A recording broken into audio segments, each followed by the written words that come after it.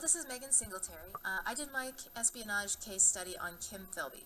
Kim Philby was a British MI6 intelligence officer who was working as a double agent for the Soviet Union during World War II and the Cold War.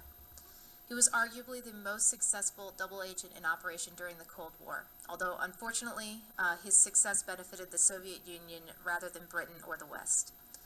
The vast majority of this information that I used in this presentation, including the pictures, came from the book A Spy Among Friends by Ben McIntyre. This is a biography of Kim Philby that was published in 2014, and it was on the New York Times bestseller list for a while too. I recommend that anyone who has an interest in Cold War spy games read this book. It kept me on the edge of my seat the entire time and was a really interesting read. Kim Philby was a charming and charismatic person. He was part of the British upper middle class and loved being part of exclusive clubs. When he was accepted into MI6, he believed that he was part of the most exclusive club as a Soviet spy working within MI6. This seemed to be one of his motivations for living this double agent life, aside from his devotion to communism. He was a highly functioning alcoholic who drank very heavily and could hold his liquor very well, which allowed him to extract many secrets from other drunk people without giving up any of his own.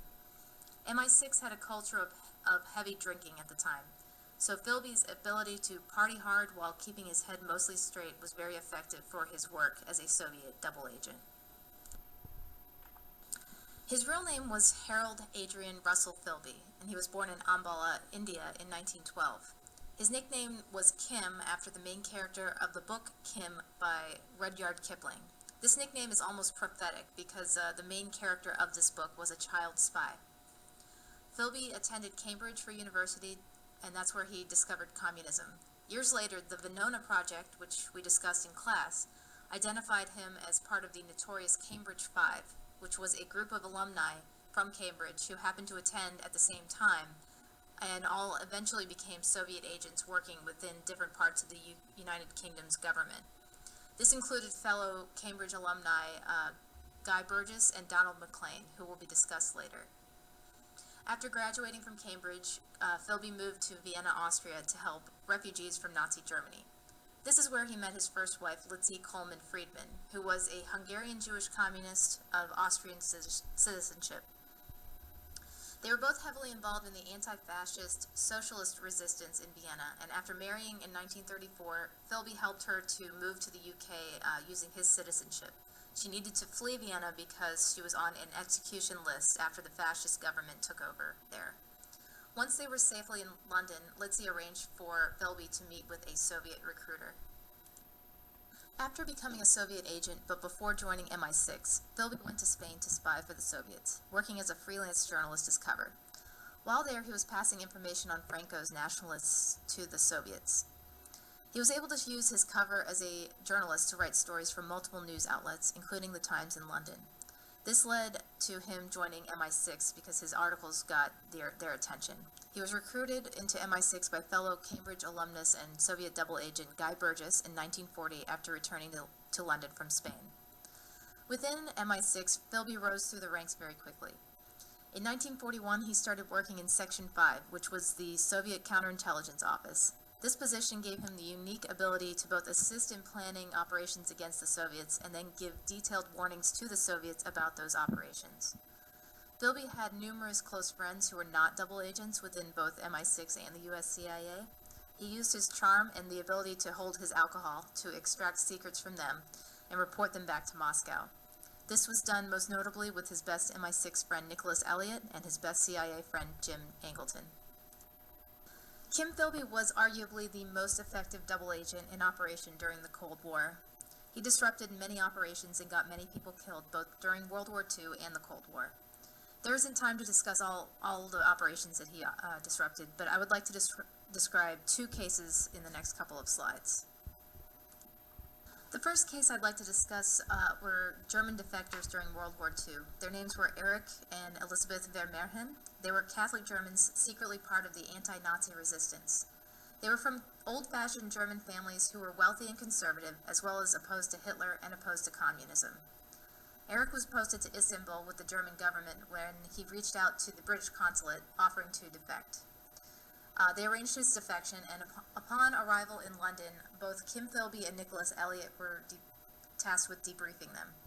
They gave a treasure trove of information that could be used against the Germans, and MI6 shared much of this with the Soviet Union since Britain and the Soviet Union were allies during World War II.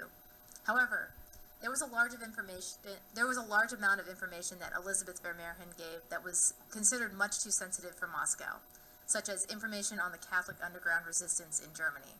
She was able to give a detailed description of all of their contacts in the Catholic underground in Germany, and the role that they could play in a post-war democratic and Christian Germany. She listed names, addresses, and occupations of all of these people. They were opposed to Hitler but wished to prevent a communist takeover of their country. Since this was considered too sensitive for Moscow, MI6 was completely against sharing it with them, but Philby passed it to them anyway. This led to the deportation and killing of all of these contacts. As Stalin's army advanced during the end of World War II, they were systematically executed or captured or killed or deported, and they were wiped out completely. This meant that there was effectively no opposition to the communists taking over in East Germany after World War II. The second case I'd like to discuss was Operation Valuable. Operation Valuable was a joint operation into Albania between MI6 and the CIA, which began in 1949 with the intended goal of keeping Albania from becoming communist. At that time, Albania's king, King Zog, had just been deposed by a Stalin-friendly communist politician named Enver Hoxha. Operation Valuable was formulated to train exiled Albanians in guerrilla warfare and then have the CIA and MI6 sneak them into Albania, either by air or sea, so that they could go to parts of the country that were still loyal to King Zog and try to foment a revolt against Hoxha. Kim Philby was heavily involved in planning the operations for these Albanian guerrillas, as he was at that time working in Washington, D.C. Because of his involvement, communist fighters were waiting for these guerrillas every time they entered Albania. It was later determined that he was meeting with Jim Angleton with the CIA every week for lunch, and he would get Jim Angleton drunk, and Jim Angleton would give him the precise coordinates for every drop zone where the guerrillas were going to enter Albania. So his successful thwarting of Operation Valuable ensured that Albania would become communist. It also got thousands of Albanians captured or killed, as it killed most of the guerrillas, and then many of their family members were captured or killed as well due to reprisals. The ones that were imprisoned indefinitely, some not getting out until the mid-1990s. Philby later admitted to helping disrupt Operation Valuable, saying, "To the extent that I helped defeat them, even if it caused their deaths, I have no regrets." Philby had a number of ways of obtaining the information that he ultimately passed on to Moscow. His positions within MI6 as he gradually moved up in rank gave him legitimate access to information that would be valuable to the Soviets due to his jobs. As I mentioned before, he was also very good at charming drunk MI6 and CIA agents into sharing their secrets with him, especially his oldest and closest friends, Nicholas Elliott and Jim Angleton. And of course they had every reason to believe he was trustworthy, since he was in the MI6 club, so to speak. So these were his two main ways of obtaining information. As far as passing that information on to Moscow, most of his information was passed face-to-face to an undercover Soviet handler. With his first Soviet handler in London, Arnold Deutsch, or Otto, they would always meet in remote open spaces in London. At times, Philby would arrive to meetings many hours after leaving his home, varying his routes on the way and taking the least efficient routes to ensure that there was no one following him. One of his main ways for establishing initial contact with KGB agents as he moved around was to keep a very regular routine so that he would be easy to find. This is how he established initial contact with the KGB in Beirut during his final assignment for MI6.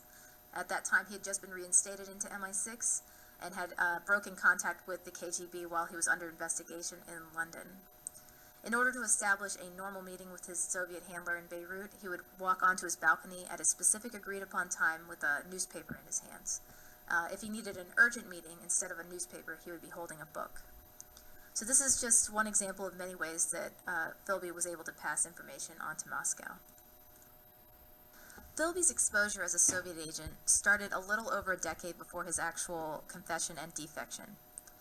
In 1951, his friend Donald MacLean had been working in the UK government in London when the Venona Project identified MacLean's Soviet codename Homer.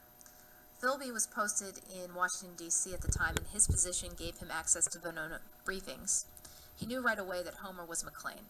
So he sent his good friend Guy Burgess, who was living with Philby at the time in D.C., to warn McLean in London and help him defect to Moscow. Both McLean and Burgess ended up defecting, which made many people within British intelligence services suspicious that Philby was also a Soviet agent due to his close relationship with Burgess. This led to a lengthy investigation undertaken by MI5, who is like the FBI in Britain, whereas MI6 is like the CIA. This was into whether Philby was a Soviet spy. Philby maintained that he was innocent and that his friendship with these two had just been betrayed. However, Philby was kicked out of MI6, but the investigation was ultimately inconclusive, so he wasn't convicted. His devoted friend Nicholas Elliott, as well as Jim Angleton in the US CIA, never believed the charges and worked diligently to clear Philby's name and have him reinstated into MI6. Ultimately, this campaign was successful. Philby was eventually reinstated into MI6 and sent to Beirut undercover as a journalist. He abandoned his second wife, Eileen, when he did this, and she died a few years later. She had always thought he was a Soviet spy, but no one believed her because she was mentally unstable. While he was in Beirut, he lived a peaceful life with his children and third wife, Eleanor, for many years. He was also still actively a KGB agent. However, in 1962, Eileen's good friend Flora Solomon, who was unhappy with Philby's treatment of Eileen and additionally felt that his articles coming out of Beirut were too pro-Arab and too anti-Israel, she was a very committed Zionist, she remembered and decided to report a conversation that she had had with Philby in 1935. She disclosed to British intelligence that Philby had tried to recruit her to become a Soviet agent in 1935. Flora alleged that Philby was working for the Soviets, and this information was backed up and confirmed by a Soviet defector from the previous year named Anatoly Golitsyn. So with two independent sources revealing him to be a spy, in 1962, British intelligence reopened the investigation into Philby and discovered that it was true, that Philby had been working as a Soviet agent at least through 1949. His best friend in MI6, Nicholas Elliott, worked to extract a confession from Philby for his work up until 1949. That was the year that he moved to his posting in Washington, D.C. with MI6. This takes several weeks, and before his confession and debriefing is complete, Philby flees to Moscow. There is some speculation that MI6 or Elliott himself allowed Philby to escape so as not to have to publicly convict him and have MI6 publicly embarrassed after the McLean-Burgess defections. They were still recovering from that. There was also speculation that the reason Elliott insisted that Philby confess to working for the Soviets only up until his posting in Washington, D.C., was so that the Americans did not have a reason to push for his conviction or extradition to the U.S. for conviction there. In 1963, Philby defected to Moscow and lived out the rest of his life there, eventually dying there in 1988. For more than 15 years after his defection, the KGB did not fully trust him. They were concerned that he may have been spying for the British, so he wasn't given much work to do there, and he was required to travel with a KGB minder everywhere he went. However, by the time of his death, he was highly regarded among the KGB establishment. He had proved that he was fully committed to communism and the Soviet Union by that point, and he received a Soviet hero's funeral.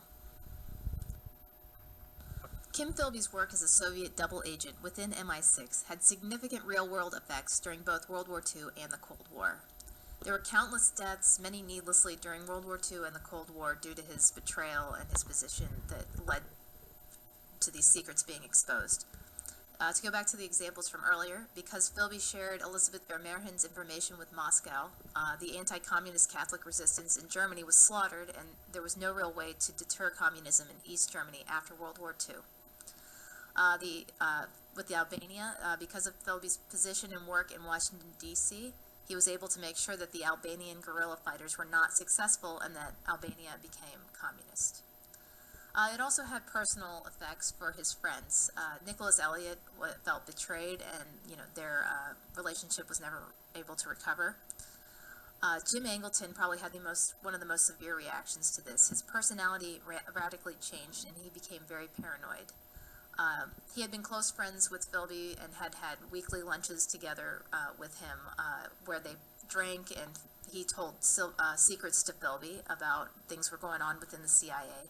According to the book, a CIA historian assessed that at least 25 major CIA operations were destroyed due to Philby, and many of those secrets were probably shared over these lunches that they would have. Angleton was head of the CIA's counterintelligence staff for 20 years, and after finding out that Philby was in fact a Soviet agent, he went on an illegal mole hunting campaign that weakened the CIA significantly. Eventually he was fired, but not before he had, as the book said, destroyed the CIA from within by creating a climate of debilitating suspicion. Lastly, there was lasting damage to the UK-US information sharing relationship. Higher level officials in the CIA already didn't trust Philby after the McLean-Burgess defections. They thought he was a Soviet agent, even though MI6 seemed to didn't think that he was. Once it was determined that Philby was in fact a Soviet agent, this hurt that relationship even more and caused much embarrassment to MI6. Thank you for listening to and viewing my presentation. This is my works cited slide, and as I mentioned before, the majority of the information for this presentation came out of the book A Spy Among Friends by Ben McIntyre. I also pulled pictures with his captions out of the book because I felt that these were the best pictures available of Philby and the people in his life. I supplemented my information with articles as well, which I've listed here. Thank you again for listening. I hope you enjoyed my presentation, and I look forward to hearing your feedback and answering your questions. Bye.